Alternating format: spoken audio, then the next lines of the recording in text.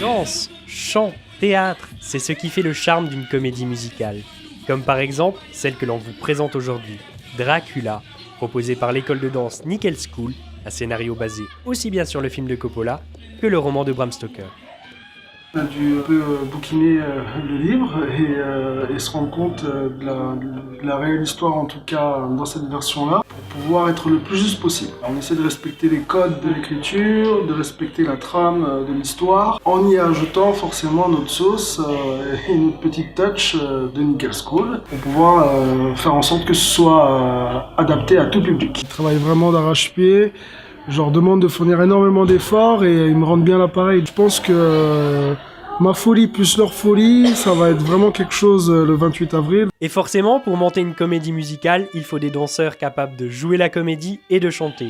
Un gros travail de préparation, comme nous l'expliquent deux des personnages principaux, Dracula, interprété par Yanis Benzineb, et Van Helsing, interprété par Alexandre Montoriol.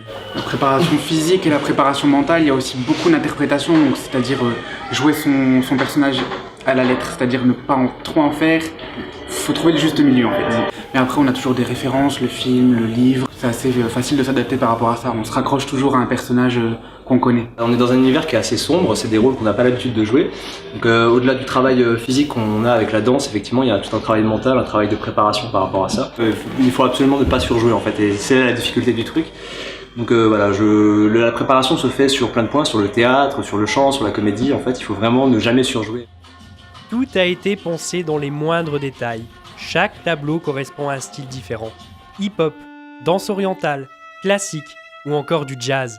Le tout pour en mettre plein la vue aux spectateurs. Pour les metteurs en scène, difficile de choisir leur tableau favori.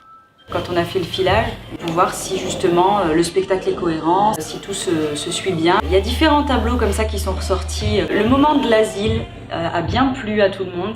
C'est donc le cours de Embodiment de Nico. Moi je pense que celui-ci va beaucoup plaire. La fin, qui est assez forte aussi. Ah, il y en a plein que j'aime bien moi. Rendez-vous à l'Arsenal de Metz le 28 avril à partir de 20h pour découvrir Dracula, cette formidable comédie musicale.